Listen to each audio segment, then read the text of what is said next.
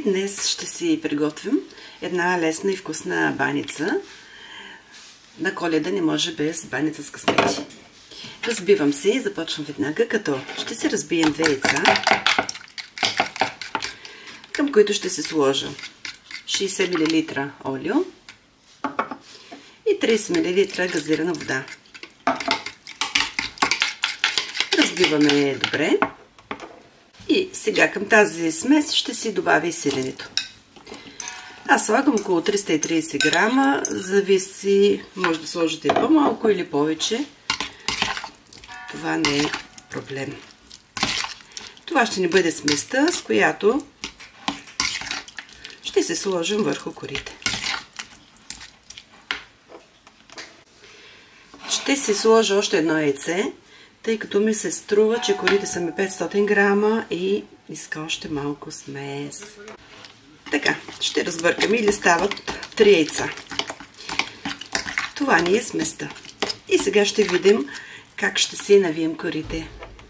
И сега, това са ни корите. Ще се взема от сместа и ще се сложа на няколко места.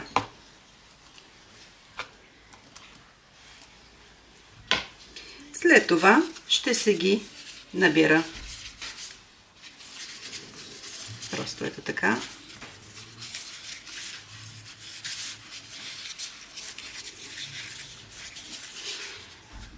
След това навивам. Вижда ли се в камерата? Чакайте да обърна. Ето. И слагаме в тава с хартия. Показвам отново. Слагаме от сместа и започвам просто ето така да си навиваме. Събираме като на хармоника корите и си ги навиваме след това. Слагаме в тава с хартия. Ето показвам ви. Така се навиваме всички кори.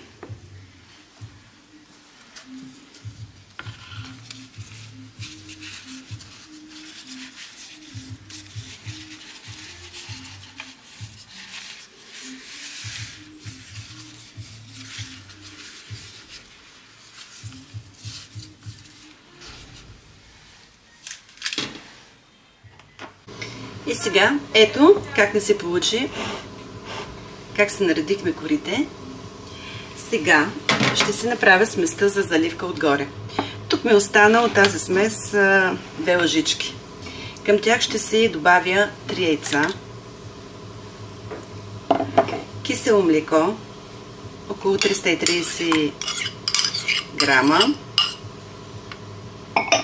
Ще се сложа към киселото млеко 1 чайна лъжичка сода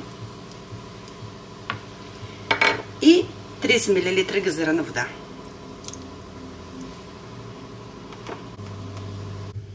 И сега си разбиваме добре тази смес и ще залеем баницата отгоре.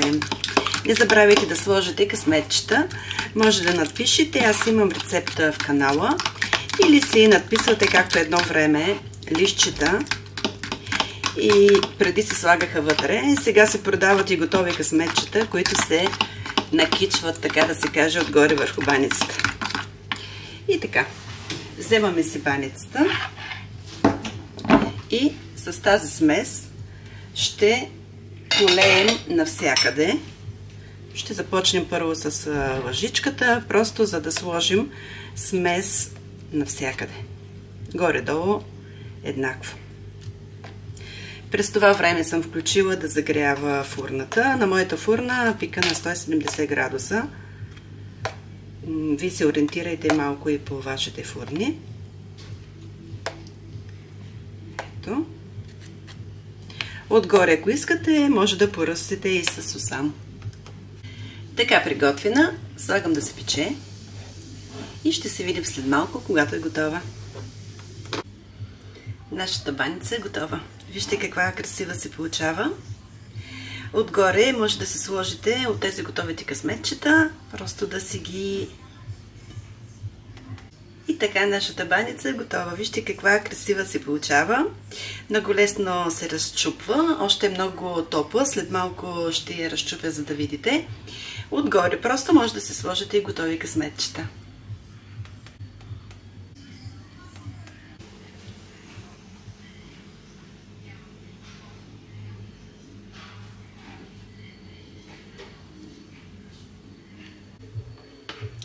И така, вижте каква красива баница се получава. Много лесно се разчупва. Просто хващате и вижте как се разчупвате отделно парченци.